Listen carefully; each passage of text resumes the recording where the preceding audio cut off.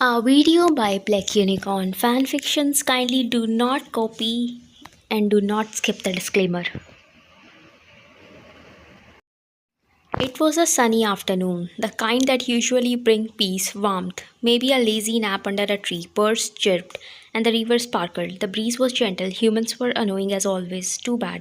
Hawaiian's day was about to end in tears and wetness. She sat cross-legged on the edge of the old river bridge, balancing herself lazily on the railing. She wore her usually oversized t-shirt, jeans, and zero intention of pretending to be elegant for anyone. Standing beside her in full rage mode and a designer summer dress, her stepsister Leah, the walking definition of jealous beauty with anger issues. One ate candy. This is a nice picnic. You put nice efforts in it. Blanket, juice boxes, trauma bonding. Yeah, except I didn't drag you here for snacks. Dad is actually thinking about giving you the factory. You. Well, because I'm the only one who didn't party away my brain cells. Excuse me? You are excused. But since you are here, want me to explain how business operations work? You know, you thought ROI was a perfume. Leah clenched her jaw. Her face turned red. I went to all the events, parties, social clubs, charity brunches. Yup.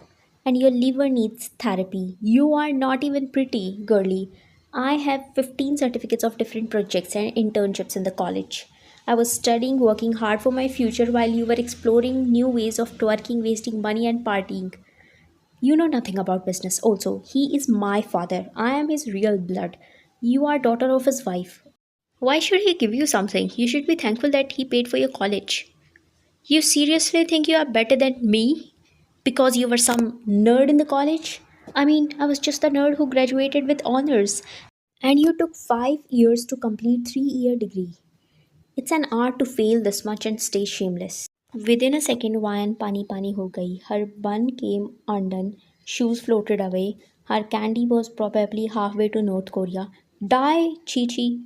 Wayan started struggling into the water because she hasn't done any course of whale. She cannot swim. Then, like a scene straight out of a horror movie, a black bike came roaring up the road, screeched to a stop. A tall figure pulled off his helmet, eyes narrowing at the scene. Seriously? There he was, Wayan's ex classmate, the last person she expected to see. Tall, khubsurat lakda. Yes, I follow Poo in Korea. He stared at Leah, then at the river, then at Wayan. He came near the river, removed his boots, jackets, shirt, revealing his 8 pack abs. Leah's mouth hung open after seeing this beauty for the first time in her life. Jungkook jumped into the river and came out with Wayan on his shoulder. Leah rushed down as Jungkook dragged Wayan up the grassy bank and gently laid her down. Her lips were pale, her breathing shallow, eyes closed, body cold. Jungkook didn't hesitate. He tilted her head, checked her breathing, then started CPR. 1, 2, 3, come on, nerd girl. 4. A second later, he leaned down and gave her mouth to mouth. Wake up, you annoying noodle. Don't make me waste my days saving your life. On the third round of compression, Wine coughed violently, water spewing from her mouth, and she gasped for breath. Her lashes fluttering open, she blinked up in confusion, face drenched, cheek flushed, and eyes widened as she recognized him. Jungkook, why were you flopping in the river like an octopus on Red Bull? He grabbed his jacket, threw it over her. It smelled like mint, leather, and danger. My psycho stepsister pushed me. Jungkook turned slowly towards Leah, who was standing a few feet away, her mouth open like she had seen Yoongi accepting marriage proposal of author. And she knew. I couldn't swim. I could have died. Jungkook went towards Leah. I didn't know she couldn't swim. I was just... She made fun of me. I just lost it. You pushed her off the Chi bridge. I didn't mean to. She could have died. You think that's funny? You think it's drama for fun? I... She kept making fun of me. You are pathetic. Leah's mouth opened. Nothing came out. Wine washed from the ground, wrapping the jacket tighter around herself. It was warm. Jungkook turned towards Ryan, and Ryan thought, "This is my time to shine. Oh my god, I cannot breathe. I think water is stuck in my lungs." She started acting to get choked, dramatically squeezing her throat. Then Jungkook pulled out his phone. "What are you doing?" "Calling the cops," he said calmly, like he's ordering pizza. Chuppe kamini. "I need oxygen cylinder. My vision is getting blurred." "See, you chi her. She nearly drowned. You don't get to cry now. I'll be in jail. Mom will please let me explain." But Jungkook had already turned around. He called the cops. "Yeah, I need to report an attempted chichi. Location? Old River Bridge outside Parkside." He gave them the details, then ended the call. He wore his shirt and took Vaya near his bike. He helped her to sit on the back seat. "Stay here until the cops arrive, cutie. You just called me an octopus 5 minutes ago." "And I meant it. But you are annoying octopus. You don't get to push in the river by people like her." Leah made a sound between a sob and protest. "Wow, look at that. I think she just realized the world doesn't revolve around her foundation shade. You owe me for the CPR." Hawaiian gave him $3. "My oxygen isn't this cheap. You have my blessings." "Blessings are expensive." Jungkook wrapped arms around Hawaiian, acting to give her warmth. He clenched his jaw looking at Leah. He's already planning to ruin her life. Because cold hearted or not, he never let anyone mess with his people, even if she used to wear socks with sandals. At night, I'm enjoying my hot chocolate while thinking about earlier incidents. Leah's mom didn't get her bail. She was so disappointed in her decision making skills, child making skills. My father got more overprotective for me. I have lost my capacity to think after I met Jungkook again after 6 months. We were in same college. He was the bad boy heartthrob. We were never close, but he used to do stuff that made me confused. On the Valentine's Day, he used to get me chocolates, flowers, and ignored me for the whole year. He even gave me an expensive watch on my birthday. But the last day of exam, he locked me into the classroom and I stayed there whole night. I didn't know the reason. We didn't have to go to college after that day, so I couldn't confront him. Even my phone was in the locker, so I couldn't call anyone. I remember peeing in my pants that night because I had no choice. Flashback. Today was the last day of the school. It was supposed to be the perfect ending for years. Everyone knew me as the bad boy of the college. But there was one thing no one knew. I was head over heels for the class nerd Ryan, the girl who always sat on the first bench, who never even looked at me, or so my friends thought, but I noticed everything. The way her eyes would secretly shift towards me when she thought I wasn't looking. The way she glared when I laughed too loud. The way she clutched her books tightly when I walked past her. My friends said she hated me. I believed otherwise. Who glares at someone if they don't care? Today, I wrote a letter. Honest, bold, straight from the heart. I slipped it into her locker. "Nerd girl, I know you pretend not to like me, but I see the way you glare. This is me saying I like it.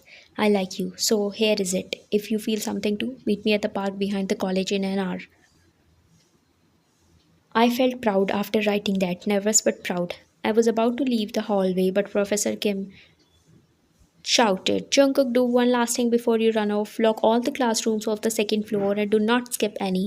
I groaned so loud it echoed, but of course I did it. Half heartedly, carelessly. I wanted to leave quickly.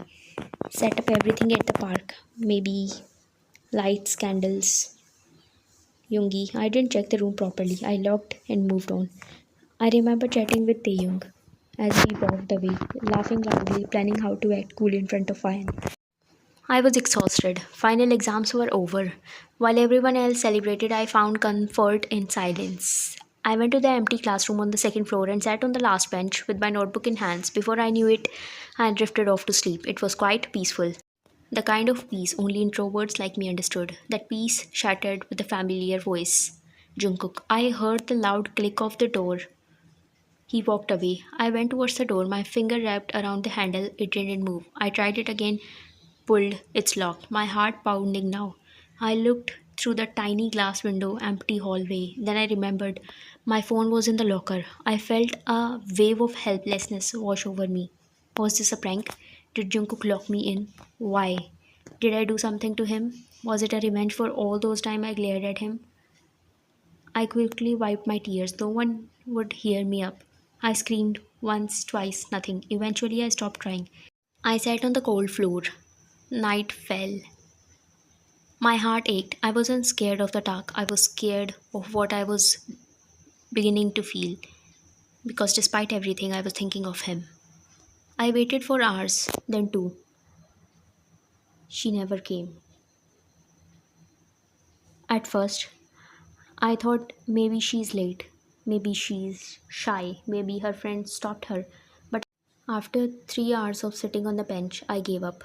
She didn't feel the same. I muttered, crushing the rose in my hands, but deep inside, something fell off. Next morning, I came after janitor opened the door. I walked straight to my locker, trying not to let my emotions surface. I opened it and grabbed my books and bags. I saw a piece of paper. I paused, glanced at it briefly, and ignored it. I shoved my things into the bag, closed the locker down with a soft thud, and walked away, still thinking he did it on the purpose, still believing I meant nothing to him. I saw a text from my stepsister. You are late. Everyone was getting worried. I assume that you are in danger, so I told everyone that you will be staying at your friend's place for tonight. I hope you never come back. 1 week later, it's a college reunion party. I stepped into the reunion hall, heels clicking, mentally preparing to fake smiles for old classmates. But the room was empty. Jungkook was sitting on the table, eating chips. He looked at me. Wow, nerdy. Punctuality still going strong, I see. Thanks for that day. So I forgive you for that prank. Excuse me, prank. The last day of school, you locked me in the classroom. Did your brain swim away? Why would I lock you somewhere else apart from my heart? Oh, please, do not act innocent. I didn't know anyone was inside. Professor Kim told me to lock the second floor rooms. I just went door to door, twist, lock, and I had plans. I was tired. Finals drained my soul. And guess what? I heard you walking away laughing. I thought you did it on purpose. So that's why you never showed up at the park. I thought you rejected me. Rejected for what? You didn't see the letter in the locker? No. What was in it? Nothing. Don't be shy. Spill the tea, sis. Love letter. I asked you out, but you never came out because I locked you in. Everything makes sense now. I stayed in confusion for whole 6 months. That how can someone reject me? I mean, look at me. Ah, I'm sorry about that day. I didn't know you were inside the classroom. I forgive you because it was a mistake, and you saved me from drowning last week. Jungkook. She ran and sat on his lap. This is too much. I cannot handle this jealousy. Jungkook awkwardly smiled and gave her $3. Your work is done. Oh, that was too fast. She took the money and left. Sorry, I thought I should get a fake girlfriend to make you regret rejecting me. ठुकरा के मेरा प्यार इंतकाम देखेगी. I wonder how did you pass out from kindergarten with this level of intelligence? Like the way you did. Let's go from here. People are coming. I know a quiet place. Aren't you worried? What can I do to you? At the quiet place, a young man like you. I liked your lip balm that day. Can I try it again? He got dangerously closer to her. Coming! She ran away with a mashed tomato face. He chuckled and went behind her. Few months later, me and Jungkook started dating. Currently, I am coming back from my work. It's 11 p.m. I rang the doorbell of Jungkook's house. He opened the door wearing Iron Man boxes and nothing else. I wrapped my arms around his tiny waist. I know you cannot relate. He lifted me off the ground and took me in. My life is trash. I thought I will enjoy my life after getting older and richer. But all I am getting is wrinkles, no money. I cannot see any wrinkle on your face. My brain is full of them. My salary vanished before the mid of the month. No one told me about the electricity bills. I know. I looked behind him and saw a beautiful girl sitting there. I looked back at Jungkook and he's standing with an unbothered face, carrying almost 60 kgs in his arms. Who is she? A close friend of mine. So close that you are standing chi chi in front of her. We have seen each other chi chi many times. Why did you hide this thing from me? We used to wear diapers at that time. Were there diapers at that time? My mom just used handmade langots. By the way, my name is Namantha. You do not have to worry. Me and Jungkook are just friends. You are way too beautiful to be a human. Keep your eyes on me, lady. What are you doing here at this time? When my man is in his shuddies. I live in neighboring apartment, and there are many apartments near my house too. I never go there to watch others men. I accidentally broke a button of a microwave in my kitchen, so when I started fixing it, I don't know what happened, but it caught fire. No doubt you are so hot. Have dinner with her and be mine later. Cringe. I should leave now. Have you called someone to fix it? Yeah. Jackson Wang. She left. I thought his only work is to kidnap the female lead in fanfictions. Do you know what my work is in fanfictions? Disturbing neighbors.